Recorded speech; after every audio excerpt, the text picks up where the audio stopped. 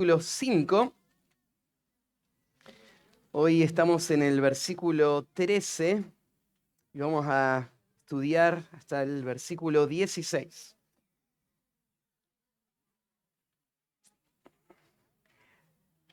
La semana pasada cerramos una sección muy conocida, muy rica y apasionante del Sermón del Monte. En la introducción, Jesús empezó su gran discurso con una serie de características que describen a los que son parte de su reino. Todas comienzan con esta palabra bienaventurados porque no hay nada que pueda satisfacer al hombre o hacer feliz al hombre fuera de una relación con Dios. Y lo que Jesús describió ahí es cómo se ve la persona que tiene una relación con Dios. Y todos los que están viviendo en la vida del reino que Dios planeó para que podamos disfrutar de Él y disfrutar de la comunión con Él y de los propósitos que Dios tiene para nosotros. Ser parte entonces del reino está relacionada con algo que pasa en el corazón. Yo no puedo ganar mi entrada al reino con nada que haga por Cristo. Todas mis obras de justicia son trapos de inmundicia. Más bien, la única esperanza es que el Espíritu Santo obre en mi corazón y ponga en mi corazón las características de un hombre que va a poder disfrutar de todos los beneficios del reino. ¿Y cómo se ve un hombre en quien el Espíritu Santo ha obrado y que verdaderamente es un hijo de Dios? Bueno, se ve por 8 cualidades que él tiene. Y esas son las bienaventuranzas que estuvimos estudiando hasta ahora. El pasaje que hoy vamos a ver también está todavía en la introducción del sermón. Jesús no llegó todavía al cuerpo de la enseñanza, donde va a pasar la mayor parte de su tiempo, sino que está preparando a la audiencia para entender de qué se trata todo lo demás. Y hoy vamos a cerrar la introducción. Lo que Jesús hizo primero fue mostrarnos lo que hay en el corazón de un verdadero hijo de Dios y las características propias del carácter. Lo que hoy vamos a ver tiene que ver con el deber del Hijo de Dios, aquello a lo cual Él fue llamado, la función, la responsabilidad del Hijo de Dios en este mundo. Vamos a ver un pasaje muy conocido, ustedes tal vez lo leyeron en la semana o ahora lo pueden ver. Jesús va a hablar del creyente como la sal de la tierra y la luz del mundo. Y en estos dos cuadros, Jesús va a resumir cuál es nuestra función como hijos de Dios, como parte del reino. Podríamos entenderlo de esta manera, siguiendo el hilo de lo que venimos estudiando. Jesús lo que va a decir es que aquellos que son pobres en espíritu, que lloran, que son mansos, tienen hambre y sed de justicia, los que son misericordiosos, pacificadores, todos estos, los que viven estas dinámicas, fueron preparados para una tarea que Cristo tiene para ellos. Hay un propósito por el cual el Espíritu Santo ha obrado en sus corazones de esta manera. Todo esto les prepara y ahora Cristo les va a dar la misión. De esto se trata ser parte del reino. Esta es la tarea, este es el llamado, esta es la misión, como decía. Así que el título del mensaje de hoy es El deber de los discípulos del Rey. El deber de los discípulos del Rey. Si podríamos resumirlo, y quiero hacerlo para que entiendan a dónde estamos apuntando, Cristo le va a mostrar con estas dos ilustraciones, analogías, que el deber del Hijo de Dios, de los discípulos del Rey, tiene que ver con poder hacer una diferencia en este mundo. El Hijo de Dios no fue salvado para esconderse en algún rincón y disfrutar de los beneficios de una comunión íntima con Dios. Él no fue salvado para el aislamiento, sino que Él fue salvado para entrar en todos los ámbitos de esta sociedad y poder afectar todo lo que toca. El Hijo de Dios, aún cuando recién leíamos en la última bienaventuranza, la semana pasada, bienaventurados los que padecen, el sufrimiento no tiene que llevar al Hijo de Dios a retraerse y a esconderse en un rincón y disfrutar de la comunión con aquellos que piensan como Él, que aman al Señor junto con Él, con el que puede disfrutar de estudiar las Escrituras, de vivir el amor y el cuidado mutuo, sino que todo lo contrario, el creyente tiene que entender que la razón por la que fue salvado fue para ir a ese mundo hostil y hacer una diferencia en ese mundo.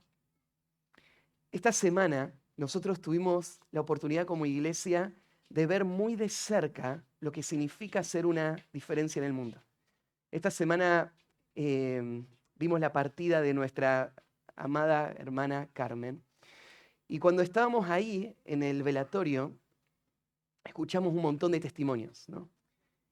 Y lo que se escuchaba todo el tiempo era, vos no podías estar cerca de ella sin que ella te hable del Señor, sin que ella use cualquier circunstancia para llevarte a la Biblia y recitarte textos que había memorizado. Aun cuando ella estaba en silencio, su rostro, su actitud, su servicio mostraba algo que no podía pasar desapercibido. Y de repente termina la vida de Carmen y todos los círculos en donde ella estuvo fueron afectados, fueron bendecidos. Personas que fueron salvadas por el testimonio de una mujer que era incansable en esta tarea, ¿no? Ahora, es inevitable que nosotros pensemos en nuestra vida. Y quiero que vos te imagines si es que el final, el último día de tu vida llegara hoy. ¿De qué manera habrías impactado vos al mundo que te rodeó? Tu familia, tus compañeros de trabajo, tus vecinos, la iglesia. Tu vida y tu paso por acá en la tierra pasó desapercibido para el mundo porque no causaste ningún problema, pero tampoco hiciste ningún bien. O tu vida incomodó al mundo, pero trajo la verdad del Evangelio tan cerca, fue tan palpable, fue tan continuo, que el Señor usó eso para marcar la diferencia en personas que estaban a tu alrededor. De eso vamos a hablar ahora. Eso es lo que Dios planea para cada hijo de Dios. Esto no tendría que verse como un caso aislado y un testimonio de un héroe, sino que esta tendría que ser la historia de cada uno de nosotros. Pasar por esta vida de tal manera que en todo lugar a donde el Señor te coloque, tu vida pueda incidir, pueda cambiar algo, pueda ayudar de alguna manera, pueda bendecir a ese entorno. Y en última instancia, o sea, bendecir nos referimos que ellos puedan ser traídos al conocimiento de la verdad, que ellos puedan abrazar a nuestro Salvador y vivir para Dios también ellos. Y esto es lo que Jesús está diciendo acá. Son súper felices todas estas personas. No te quedes con la felicidad. Tenés que entender que ahora fuiste convocado a una tarea que va a requerir que toda tu vida esté enfocada en esta misión.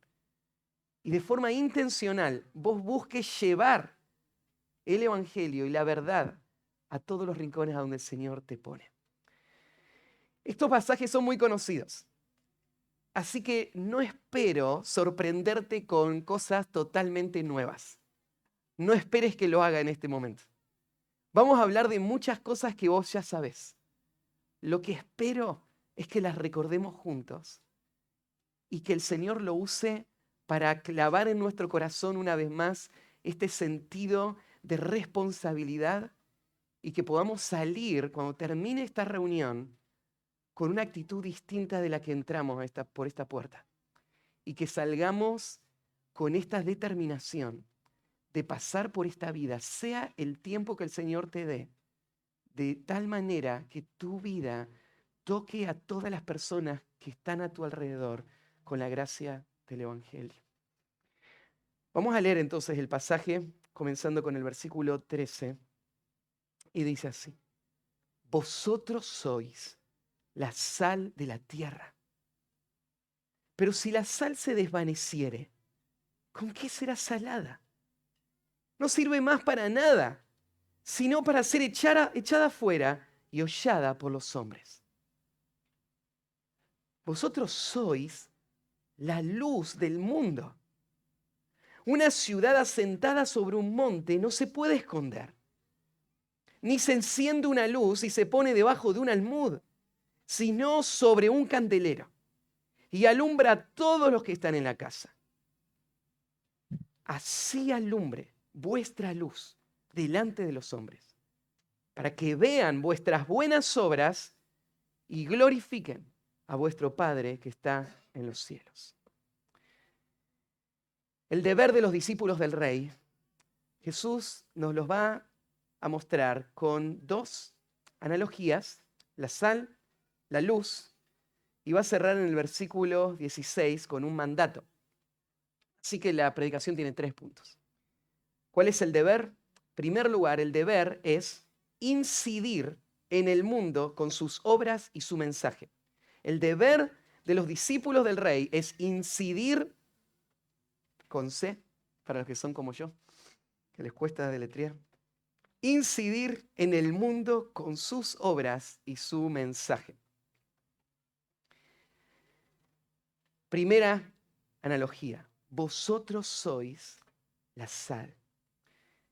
¿A quién se refiere Jesús cuando dice vosotros sois? Bueno, si venimos recorriendo el capítulo 5, recordamos cómo comenzó el capítulo. Jesús en el monte, se acercan sus discípulos y a oídos de la multitud, Él le está hablando a sus discípulos. Este vosotros no se refiere al mundo entero, se refiere específicamente a estos hombres que han creído en Cristo y que son los bienaventurados.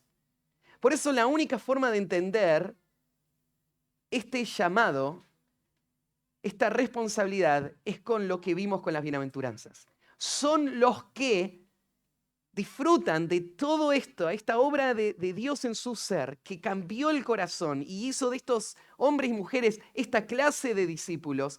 Ellos son ahora los que tienen esta misión. Vosotros se refiere entonces a estos discípulos. Dice: vosotros sois la sal de la tierra. La sal era algo muy apreciado en el mundo antiguo. Hoy en día entras al supermercado y es de las cosas más baratas y accesibles que hay. En el mundo antiguo no era así. Era tan importante la sal para el mundo antiguo que a los soldados romanos, por ejemplo, se les pagaba con una medida de sal, porque esa sal servía para preservar valor y como un medio de intercambio, como dinero era la sal, ¿no es cierto? Vos podías ir a comprar cosas con sal. Entonces se les pagaba con una cantidad de sal. De ahí es donde nuestra palabra salario se formó, ¿no? El salario es la paga por una tarea que vos estabas haciendo, alguien que te contrató. Bueno, el soldado romano recibía su salario en una forma muy literal. Su sal recibía. La sal era algo muy apreciado. Pero la sal tenía tantos usos en el mundo antiguo que es difícil saber exactamente a qué se refiere Jesús cuando nos dice: ustedes son la sal. Podríamos pensar en algunos de estos usos. Por ejemplo, la sal, y es el uso más más fácil de identificar, servía para evitar la corrupción. En un mundo sin refrigeración, la sal era lo que servía para que la carne no se te pudra. Y entonces la sal tendría este uso, evita la contaminación. La sal tenía también el uso de que servía para dar sabor, como hoy en día la usamos, ¿no? Entonces realza los sabores. La sal servía también como fertilizante para la tierra, pero tenía que usarse en la medida justa porque demasiada sal lo que hacía era todo lo contrario, quemaba todo el campo, ¿no? Entonces la sal se usaba también para evitar que crezca pasto. Un ejército venía, destruía una ciudad y no quería que nunca más la habiten, entonces traían toneladas de sal, desparramaban por todos lados y no se podía ya juntar esa sal y en todo ese territorio no va a crecer nunca más el pasto. Así que ya nadie viene y vive más en este lugar. Se usaba la sal también para echarla en el camino, por ejemplo, para que no te crezca el yuyo. Entonces tenía muchos usos la sal. Pero aunque no podría ser dogmático decir la sal, este es el uso que tenía, en esto es lo que Jesús estaba pensando, sí hay algo común a todas estas formas de usar la sal. La sal afecta aquello con lo que entra en contacto. Ya sea que la sal hace que haya buen sabor, o la sal hace que no se pudra, o la sal fertiliza. La sal afecta el terreno donde está. El lugar donde se pone, la sal incide. Por eso elegí esa palabra. Creo que lo que Jesús está pensando al hablar de esta analogía es, los discípulos tienen que entender que fueron salvados para transformar sus entornos. No fueron salvados para preservarse y esconderse.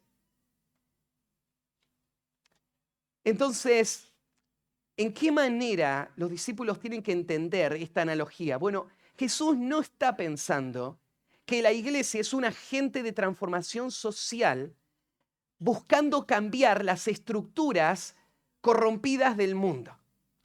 Jesús no está diciendo, ustedes tienen que cambiar su entorno yendo a sus países y protestando contra las leyes injustas que se escriben en esos países.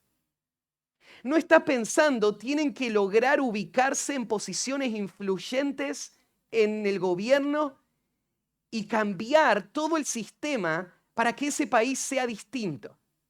Jesús no está pensando en un cambio estructural, organizacional. Lo que Jesús está pensando es otra cosa. Él está pensando en el individuo que va al mundo y su presencia y su mensaje son un agente poderoso de salvación y de transformación. La historia de la iglesia ha dado testimonio de cómo el evangelio puede transformar una sociedad. Una sociedad oscura. Algunos podemos recordar historias más cercanas. ¿Se acuerdan, por ejemplo, las historias de los misioneros que llegan a una tribu donde vienen de siglos de asesinatos y de toda clase de oscuridad, de idolatría, de destrucción? Y llega el evangelio y todo cambia.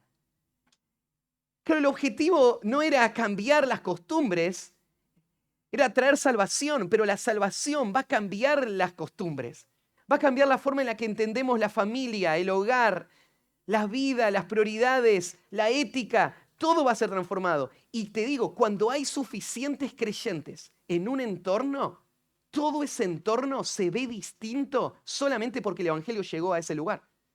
Las tribus son un ejemplo, pero te quiero decir algo. Esto podría pasar en la ciudad de San Justo, si habría suficientes creyentes en la ciudad de San Justo. Lo que pasa ahí en Arieta, lo que ves en los carteles, lo que se escucha en las conversaciones, la clase de eventos que hay, todo cambiaría si habría suficientes creyentes en nuestra ciudad. Ahora, este cambio no viene porque lleguemos a lugares de influencia. La iglesia primitiva vio a Dios obrar en formas asombrosas en su tiempo y cambiaron la dirección de todo un imperio, pero no lo cambiaron con marchas y protestas, lo cambiaron con el testimonio y la vida individual de creyentes que estaban afirmados en sus convicciones, que tenían un testimonio de una vida transformada y se dedicaron a llevar el mensaje y a penetrar en todos los rincones de ese imperio oscuro. Cuando Jesús dice, vosotros sois la sal de la tierra, a eso se refiere. Está diciendo que cada creyente de forma individual fue llamado para hacer una diferencia en el lugar donde está. En su familia, en su barrio, en su país. Él no se busca esconder. Más bien, su vida debe incidir. Hay algo más. Cuando Jesús dice vosotros sois, no dice vosotros sois sal, dice vosotros sois la sal de la tierra. Ese artículo definido señala que ellos son la única sal que hay en la tierra. Lo que está diciendo Jesús es, no hay esperanza fuera del cristiano para detener la corrupción y la destrucción que vemos a nuestro alrededor. No hay esperanza. La iglesia es la única esperanza. El creyente es la única esperanza. Vos y yo somos la única esperanza para el lugar en donde el Señor nos coloca. El hecho de que diga ustedes son la sal, y la sal va a traer este efecto, ¿no es cierto? Por ejemplo, de preservar la corrupción, lo que da a entender es que el mundo desesperadamente necesita la sal. Podríamos pensarlo así, el mundo está corrompido. El mundo, como un pedazo de carne, no tiende a mejorar de sabor por sí solo. No tiende a estar en mejores condiciones. El mundo, como un pedazo de carne, tiende inevitablemente a la corrupción. O sea, vos mirá el mundo ahí afuera y a vos te parece que está mal el mundo, ¿no? Hay muchas cosas feas ahí pasando. Pero te digo, el mundo tal como lo ves hoy es lo mejor de lo que vas a ver en toda tu vida. Nunca el mundo va a estar mejor que hoy. Porque el mundo, como ese pedazo de carne que tiene bacterias y las bacterias están trabajando todo el tiempo para tender hacia la corrupción y a la destrucción, así es el mundo a tu alrededor. El mundo no mejora. Nada del mundo mejora. El mundo está en decadencia completa. Y Jesús le dice a los discípulos, ustedes son la sal del mundo. Esa última expresión, pero de la tierra usa. Ustedes notan que hay una diferencia entre tierra y mundo, entre las dos analogías, y son dos palabras distintas en el griego. La que está usando acá es la palabra que tiene la relación con territorio. Son la sal del territorio. La otra palabra que voy a usar más adelante es la palabra cosmos, que tiene que ver más con el orden universal. Pero aunque tiene la idea de tierra acá y del sentido de territorio o país o región, en la mente de Cristo esto no es una sola región, es todo el mundo. Cuando Jesús le está diciendo a los discípulos, ustedes son la sal de la tierra, está implicando la obra misionera. Porque está diciendo en cualquier territorio, en cualquier región, la esperanza es el creyente y su tarea de salvación ahí. En el título ustedes vieron que yo puse dos conceptos, con sus obras y su mensaje. Vamos a ver que Jesús va a complementar esta idea en la segunda parte, pero cuando Jesús está hablando de los creyentes siendo sal, tiene en mente los dos conceptos. Está pensando en el creyente viviendo una vida que uno no puede estar en la presencia de un creyente sin notarlo.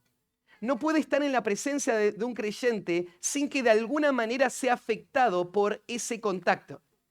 Y en segundo lugar, uno no puede estar en la presencia de un creyente sin que ese creyente hable y sus palabras calen en el corazón y traigan el mensaje del Evangelio.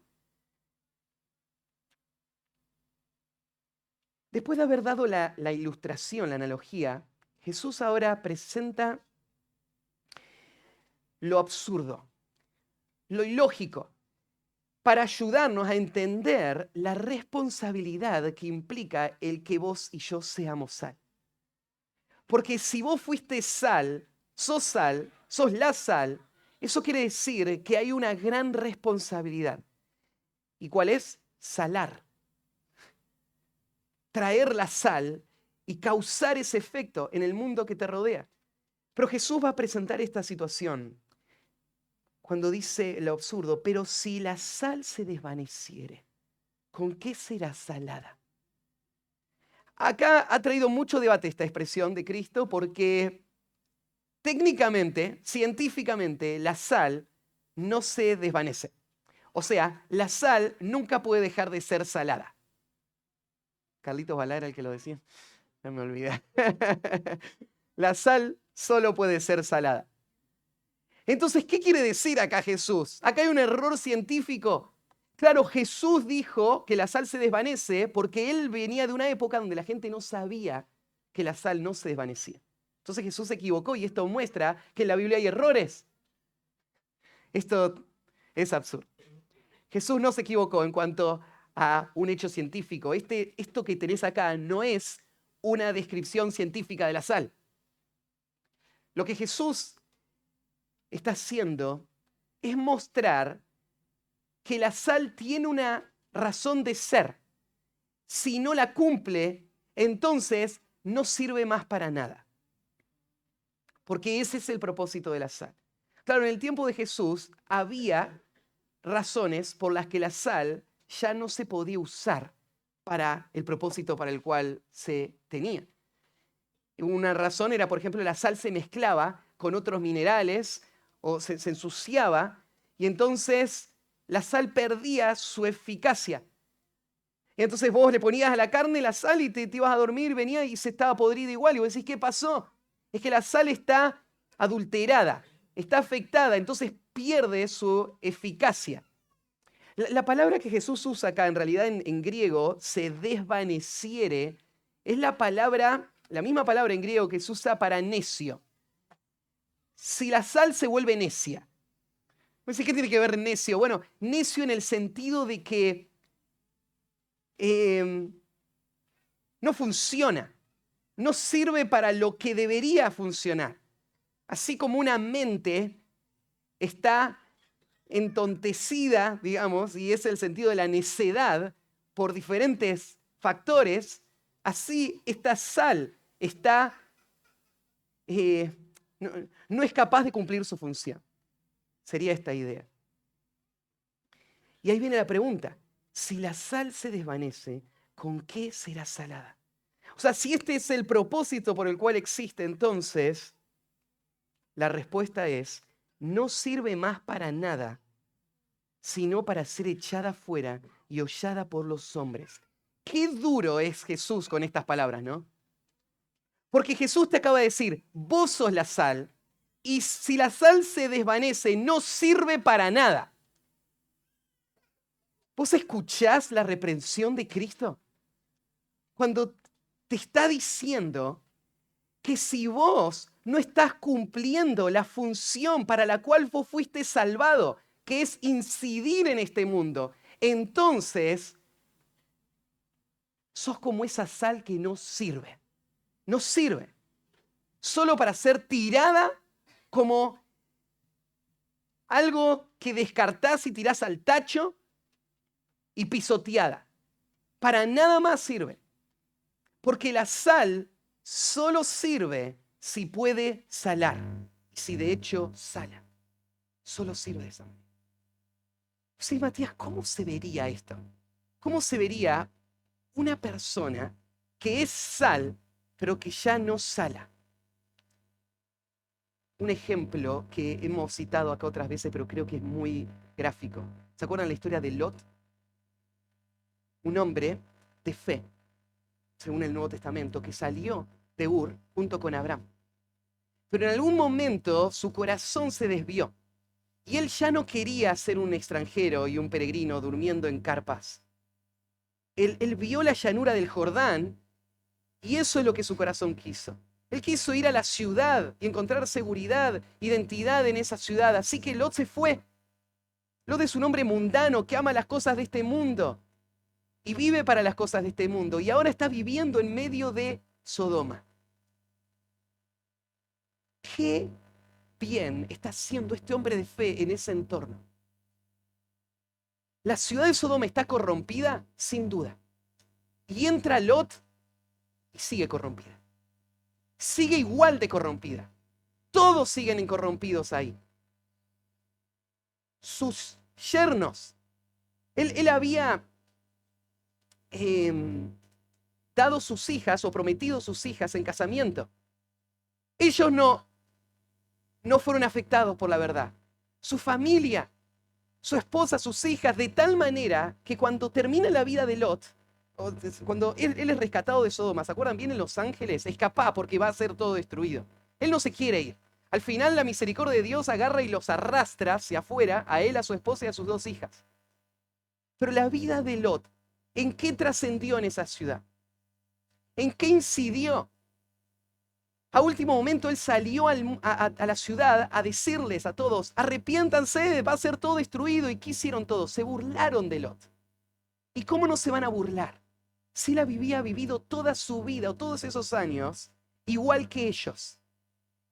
Lot era una sal que no salaba. Una sal que no sirve para nada. Está en el medio de una ciudad corrompida y toda la ciudad igual es destruida porque él no ayuda en nada.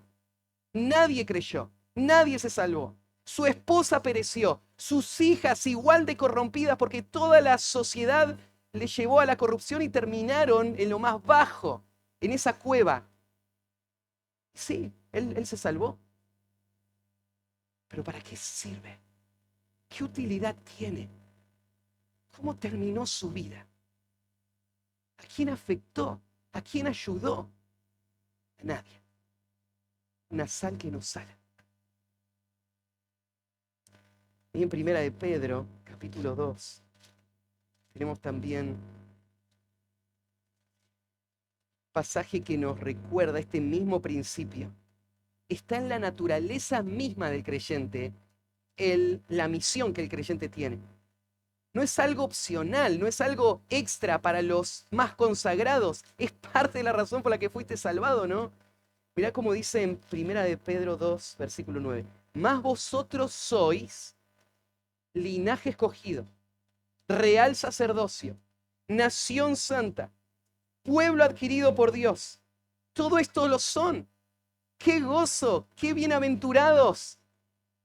Mirá, ¿para qué sos esto? Sos esto no solamente para no perecer. No sos solo esto para poder disfrutar del bien de Dios. Sos esto para que anunciéis las virtudes de aquel que os llamó de las tinieblas a su luz admirable. Sos sal. Es la naturaleza misma de la sal, poder incidir en el mundo. Para esto fuiste salvado. Esta es tu identidad, esta es tu misión. Si no la cumplís, no servís para nada. Porque esta es la única razón por la que estás acá todavía en la tierra. Porque un día vas a estar en la gloria, salvado. Y vas a disfrutar de tus bendiciones y de tu relación con Dios como nunca. La comunión del pueblo de Dios como nunca. Pero lo que no vas a poder hacer en el cielo es incidir en un mundo de corrupción. La única razón por la que estás acá es para poder ser usado por Dios en la vida de otras personas a tu alrededor. Entonces, el deber del discípulo del rey, dijimos en primer lugar, es incidir en el mundo con sus obras y mensajes. En segundo lugar, el deber de los discípulos del rey es brillar en el mundo con sus obras y mensaje. Es brillar en el mundo con sus obras y mensaje. Podría haber hecho el bosquejo más simple solamente poniendo incidir o brillar, pero como me gustan los títulos largos, tenía que poner todo lo demás. Brillar es el segundo deber. Fíjate el versículo 14. Vosotros sois la luz del mundo. De nuevo, las mismas palabras. Ustedes, mis discípulos, los que son bienaventurados, ustedes son la luz. De nuevo, el concepto está acá, es la única luz que hay en el mundo. ¿Cuál es la diferencia entre sal y luz? Bueno, Jesús está sumando otra analogía y está mostrando con esta nuestra misión. Para esto tenemos que entender el concepto de luz. La Biblia lo usa muchísimo, así que tendríamos que recorrer un montón de textos. Y no lo podemos hacer. Entre paréntesis, tuve un accidente esta mañana, media hora antes de venir para acá. Abro mi archivo y se borró completamente. Así que lo que tengo acá es una hoja de Betsy cortada por la mitad con todas las cosas que me acordaba de lo que había estudiado y se lo estoy diciendo. Así que todos los versículos para recorrer todo lo que la Biblia dice de la luz no se los puedo dar en este momento y tampoco van a estar después porque se borró totalmente. Pero hay muchísimos pasajes en la Escritura que tratan. Solo déjenme resumírselo de esta manera. Tendríamos que pensar en Dios como luz. La Biblia habla de Él como luz ahí en 1 de Juan, capítulo 1, versículo 5, donde dice que Dios es luz y no hay ninguna tinieblas en Él. Dios es luz. Dios no solamente es luz, Dios es el autor de la luz. Como luz, Dios envía a Cristo al mundo en oscuridad para que Él sea la luz verdadera que alumbra a todo hombre viniendo a este mundo a traer la luz. Como luz, Jesús mientras estuvo en el mundo fue la luz. Los hombres amaron más las tinieblas que la luz porque sus obras eran malas y aborrecieron la luz. Y acá Jesús le está diciendo a sus discípulos, ustedes son la luz. ¿En qué sentido los discípulos son la luz del mundo? Para pensar en una ilustración podrías imaginar en el sol y la luna. Dios es como el sol. Pensemos, Jesús es como el sol, que apareció en este mundo y mientras el día duró, el sol estaba. El sol se fue. Y ahora Jesús le está diciendo, ustedes son la luz del mundo. Jesús es el sol porque Él es luz, Él es Dios. Él no tiene luz, Él es esencialmente luz. Pero nosotros somos la luz porque somos como la luna. No tenemos luz propia, pero la luz de Dios refleja sobre nosotros y eso alumbra al mundo que nos rodea. Entonces, estos que son bienaventurados han sido transformados por el poder de Dios. Su corazón, su alma, su carácter, ahora refleja el carácter de Dios. Y Cristo ya no está como el sol alumbrando al mundo, pero Él lo hace a través de la iglesia, en la medida que la iglesia refleja lo que Dios es. Refleja la santidad de Dios, refleja el carácter de Dios. Entonces nosotros somos como la luna. No tenemos luz propia, pero somos la única luz que tiene este mundo de oscuridad. Todo está apagado, no hay energía, no hay lamparitas, no hay nada, todo en oscuridad. La luna está ahí. Y ese es el creyente. Cuando dice vosotros sois la luz. Esto es lo que está pensando el Señor. Luz, ¿a qué se refiere? Bueno, hay dos conceptos en el Nuevo Testamento que podríamos relacionar con luz. Luz tiene que ver con conocimiento y luz tiene que ver con santidad. Estos dos son los conceptos. Entonces la idea es, la iglesia es la columna del baluarte de la verdad. La iglesia es la que lleva el conocimiento de la verdad a este mundo. Son la luz para este mundo. Y la iglesia es la luz en el sentido de la santidad. El mundo puede ver reflejado en la vida de la iglesia el carácter de Dios. Y ven a Dios a través de la iglesia. Son la luz de este mundo. El hecho que diga que el creyente es luz, lo que muestra también es la condición en la que está este mundo. Este mundo está en oscuridad. Ahora, el mundo no lo cree. El mundo cree que ellos están iluminados. El mundo se cree próspero, se cree sabio, se cree prosperar, ¿no es cierto? Y progresar constantemente. Pero nosotros sabemos que esto no es así. El mundo no está mejorando, el mundo está en oscuridad. Oscuridad significa que el mundo no entiende. El mundo está en oscuridad en sus pensamientos. Y oscuridad significa que el mundo está en la degradación moral más baja que podemos imaginar. Ahora,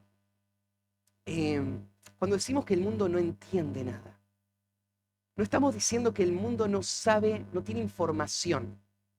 Por ejemplo, vos vas a una universidad y ellos entienden, ¿no? Entienden, por ejemplo, de ciencia, entienden de astronomía, entienden de comportamiento humano, entienden diseño, entienden un montón de cosas y te las pueden enseñar, ¿no? La Biblia dice que están en oscuridad y significa que esto es ignorancia completa, pero vos decís, pero yo veo que ellos sí saben muchas cosas. Y acá está la diferencia. Ellos tienen información, pero no saben cómo usar esa información. Ellos pueden estudiar el universo, pero no pueden responder a las preguntas de origen, ¿cómo llegó el universo a ser lo que es? Propósito, ¿por qué existe un universo? Destino, ¿hacia dónde se dirige todo en este universo? Ellos no entienden cómo usar el conocimiento para lo cual fue creado. Lo que hace es, entonces, esto, anular todo el conocimiento y hacer que toda su sabiduría sea solo necedad. La Escritura dice que el mundo está en esta condición, son necios. Desde su nacimiento, la necedad está ligada al corazón de los niños y a partir de ahí toda su vida está marcada por la ignorancia y la necedad. Por eso, cualquier creyente común tiene más conocimiento que el más conocido filósofo o el premio Nobel de cualquier disciplina de este mundo. ¿Por qué? Porque el creyente tiene la luz del Evangelio. El creyente entiende el mundo. El creyente se entiende a sí mismo, entiende a Dios. Y aunque tiene un conocimiento muy limitado de todo lo demás, Él es la luz de este mundo. Es la única esperanza para este mundo en donde encontrar sabiduría, en donde encontrar conocimiento verdadero. Toda la sabiduría de este mundo es necedad para con Dios. El creyente es la luz. El creyente es la luz también en el sentido moral.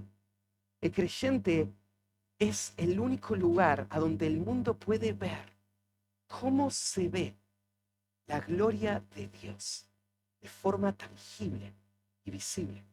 No teórica, no en el mundo de las ideas, sino en carne y hueso, en una persona que las vive.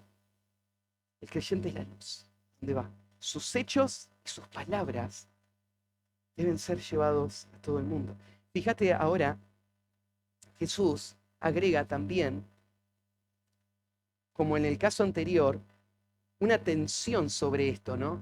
Porque este es el hecho, somos luz, pero ahora presenta esta situación hipotética y lógica para confrontarnos con nuestra responsabilidad. Una ciudad asentada sobre un monte no se puede esconder. Una ciudad asentada sobre un monte. Entonces, si vos construís una ciudad en la punta de una montaña, que esta es la idea de asentado en un monte, la idea es sobre un monte, ahí arriba en la puntita de la montaña, y vos la querés hacer invisible a la ciudad, de repente. Y es de noche, y están todas las luces prendidas en la ciudad. Y vos querés que nadie te vea. No es que vos podés decir, no, no queremos que nos vean. O sea, no se puede. La palabra que usa acá es no se puede esconder. Significa que esto no es posible. No hay poder capaz de esconderla. No se puede. No se puede esconder. Un judío se hubiese imaginado automáticamente la ciudad de Jerusalén. Porque se acuerdan que la ciudad de Jerusalén es una ciudad construida sobre un monte. Sobre el monte Sión y el monte Moría, en realidad. Son dos montañitas que están ahí pegaditas, ¿no? Ahí arriba, en la puntita de ese monte, está la ciudad de Jerusalén. Y muchas en Israel están en esta misma condición. Pero este es el cuadro. Jesús está comparando al creyente con una ciudad arriba de un monte. Vos fuiste construido de esa manera. Con un propósito, no para esconderte, sino para que se vea a la distancia, que sobresalga. Entonces, qué necio es el creyente que está haciendo todo lo posible porque no se den cuenta, porque no me noten, porque no se exponga, ¿no es cierto?, mi vida. No se puede esconder. El versículo 15 agrega otra analogía para decir exactamente lo mismo, pero una vez más reiterado con otro ejemplo. Ni se enciende una luz y se pone debajo de un almud. Nosotros estamos en tiempo de ahorro de energía, ¿no? Me imagino en las casas, apaguen las luces todo el tiempo, tenemos que llegar a los 400 kilowatts. Así que entendemos lo que significa ahorrar luz. Imagínate, está el cuarto cerrado y entras, estaba la luz prendida. ¿Para qué está la luz prendida? No hay nadie acá. Está la luz prendida y nadie adentro. Entonces apagás la luz. ¿Vos entendés lo ilógico que es, el desperdicio que representa prender una luz y tenerla tapada? La imagen acá, ¿no es cierto?, es la de... No, funcionaba distinto antes. Tenían lámparas, que era un elemento portátil que tenía aceite con una mecha y que alumbraba ahí al lado, ¿no? Entonces imagínate, vos agarrás esa lamparita y la ponés y agarrás acá una vasija, que es la que usa acá, ¿no es cierto?, el almud, más o menos 9 litros de volumen tenía, y servía para medir medidas de grano, ¿no es cierto? Entonces, vos agarrás esa y la tapás, se la pones arriba y te vas. ¿Para qué la prendiste? Si no querés luz, la apagás y listo. Pero prender una lámpara y taparla es absurdo. Jesús te está mostrando esto de una forma muy simple, para que entiendas y entienda yo mi identidad. Soy una luz. El propósito de la luz es alumbrar. No se la tapa, todo lo contrario. Se la pone sobre el candelero y alumbra a todos los que están en la casa. El candelero era un pie donde se colocaba. Podía ser un pie de arcilla, o un piel metálico, podía ser pequeño sobre la mesa o podía ser más grande sobre el piso, pero la idea del candelero es colocar la luz en un lugar más estratégico para que se pueda aprovechar esa luz lo más posible. Porque hay que ahorrar aceite, ¿no? Porque si prendés la luz es para que alumbre, así que hay que ponerla en el lugar donde más alumbre. Eso somos cada uno de nosotros. Vos y yo. No solamente un grupo selecto de misioneros enviados, cada creyente. Porque el propósito de Dios es llenarlo todo. Entrar en todos los rincones, alumbrar a todos los hombres. Nadie tiene que quedar sin ver la luz. Y por eso esto es la tarea de todos los individuos, juntos. Porque ustedes van a lugares donde yo no voy. Y yo voy a lugares donde ustedes no van.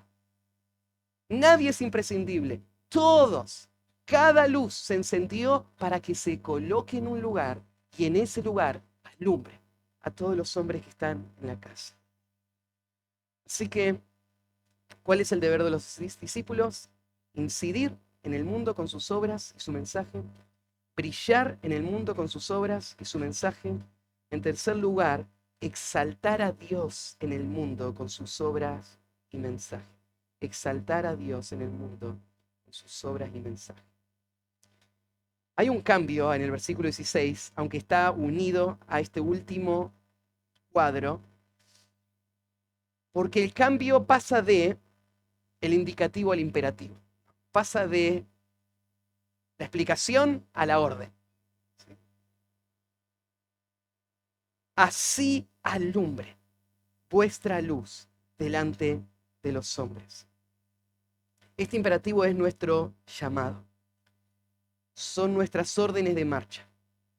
Es la tarea que el Señor ahora nos está ordenando a cumplir. Fuimos salvados por su gracia para ser sus instrumentos. Y estas son las órdenes. Alumbre. Esta expresión así está conectándonos con lo anterior, diciéndonos de esta misma manera. Mira esa ilustración y hacé lo que ves. Así. La palabra alumbre está en el imperativo, como te decía, y es la orden que el Señor está dando. Ya hablamos acerca del sentido de alumbrar, que tiene que ver con reflejar a Dios a donde vamos con nuestras obras y con nuestras palabras. El propósito es llevar el Evangelio y traer salvación. Viste que pone ahí vuestra luz, y ya expliqué, vuestra luz, vos no sos el origen de la luz no es tuya, pero en un sentido lo es. Es vuestra luz en el sentido de la luna, es la luz de la luna, ¿no es cierto? No es de la luna, pero viene de parte de la luna, entonces se entiende de esta manera. Y Jesús está diciendo, vuestra luz. Lo que estamos sacando a relucir no es lo que somos nosotros. Lo que estamos sacando a relucir es lo que Dios ha hecho en nosotros. Y se ve a través nuestro, pero es suyo. Es nuestra luz, pero en realidad es una luz reflejada. Vuestra luz, y acá usa la expresión, delante de los hombres, y esta idea tiene que ver con que a la vista de los hombres. La iglesia en muchas épocas ha elevado el concepto del monasticismo como un estado ideal espiritual. Los monjes, esas personas que se apartan de esta sociedad corrompida para enfocar su vida en la vida espiritual, ellos son los que alcanzaron una altura espiritual mucho más alta. Todo esto es contrario al sentir del Evangelio, porque Cristo está acá claramente diciendo que no fuimos salvados para recluirnos en algún lugar secreto y enfocarnos en nuestro crecimiento espiritual todos los días, con todo lo hermoso que eso es. Lo que tenemos que hacer es salir, es meternos entre el mundo, es llevar esa luz a todos los rincones, esa expresión del mundo, de la tierra, de toda la tierra. Esa es la tarea misionera, todos los rincones tienen que ser llevados. Entonces, delante de los hombres. Y ese es el cuadro que tenés que imaginar. El Señor te da una audiencia constantemente que te está observando, analizando. Está al alcance para que te escuchen. No hace falta buscarla, está ahí. Usala. Y buscala también a donde llegue, ¿no es cierto? Cierra con esto. Acá es donde está el sentido de este último punto, porque dice, ¿por qué tiene que alumbrar? Tiene que alumbrar para que, este es el propósito de una vida transformada, el propósito de una vida que refleje el carácter de Dios, es para que vean vuestras buenas obras. Y acá las buenas obras son las de Efesios capítulo 2, versículo 10, ¿no? Las obras que Dios preparó de antemano para que andemos en ellas. Las buenas obras, que son buenas porque son producidas por un corazón que es aprobado por Dios, son buenas porque producen un efecto bueno, edificante. Son buenas porque Dios las diseñó. Las buenas obras de nuestra vida, que son todas las obras. Es todo lo que hacemos para Dios. Es todo lo que hacemos gobernados por Dios. Todo. Nuestros trabajos seculares, nuestra vida familiar, nuestro trabajo en el servicio a Dios, en la iglesia, las oportunidades constantes que vienen, todo este paquete, el mundo lo ve, lo debe ver. Y mirá dónde termina. Vos no sos el centro. No lo ven para que vos seas reconocido, o alabado o amado. Más bien tal vez vas a ser odiado, perseguido, como habíamos visto antes. Pero la razón por la que somos esto y debemos caminar de esta manera es para que glorifiquen a vuestro Padre que está en los cielos. Esta última expresión cierra todo con el propósito máximo, el propósito final de nuestra existencia, de nuestra vida. Fuimos creados para llevar gloria a Dios. Eso debe ser el fundamento de todo, debe ser el patrón, debe ser la energía que nos impulsa a todo lo que hacemos. Como dice ahí en 1 Corintios 10:31. Todo lo que hacemos tiene que ser hecho para la gloria de Dios. Entonces, una mamá en su casa cuidando a sus hijos, ¿qué es lo que está haciendo? Bueno, hace lo que hace para que Dios sea glorificado. Y que Dios sea glorificado tiene este sentido también. Tiene el sentido de que el mundo vea nuestras buenas obras y glorifiquen a nuestro Padre que está en los cielos. Todo lo que hacemos estamos pensando en nuestra misión. Estamos en la tierra para que el nombre de Dios sea glorificado, con nuestra vida y con nuestras palabras. Todo lo que hacemos, a donde vamos, esta es nuestra tarea. Somos sal que cae en ese lugar. Somos luz que llega. Y ahora tenemos el mandato, vayan y alumbren. Alumbren a donde el Señor les lleve. Bueno, conclusión. Quiero que pienses como conclusión, aparte de todo lo que hemos estado hablando ahora, en que ser un discípulo de Cristo es sinónimo de estar en una misión. No hay ninguna categoría para hombres o mujeres que solamente quieren disfrutar de los beneficios del pueblo de Dios. Porque ser sal tiene un propósito, salar. Ser luz y encender una lámpara tiene un propósito, alumbrar. Y de esto se trata. Si esto es así, entonces no podemos ser pasivos en nuestra tarea. No estamos pensando en esperar que el mundo lo vea. Lo que Jesús está diciendo con la orden, alumbren, hay una intencionalidad, hay una iniciativa, hay una acción propia. Este es lo que tengo que tener en mente, este es el objetivo. Déjame preguntarte, ¿cuándo fue la última vez que compartiste el Evangelio a alguien? Y esto me lo pregunto a mí mismo. Y te digo, aún me estaba preparando para predicar y pensaba, otra vez vamos a ser exhortados con esta realidad. Y me pregunto cuánto ha cambiado de la última vez que fui exhortado. Señor, no permitas que estas palabras caigan en un terreno duro o que sea comida por las plantas, que pueda ser un terreno fértil donde crezca y dé fruto. Señor, permite que vivamos de acuerdo a lo que fuimos llamados a hacer.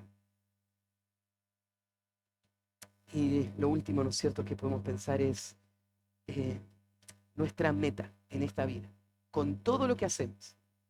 Aun cuando la mayor parte de tu día lo pasás en tareas que no te parecen muy productivas en términos espirituales, todo lo que hacemos tiene un solo gran propósito: glorificar a Dios y que Él sea glorificado en este mundo.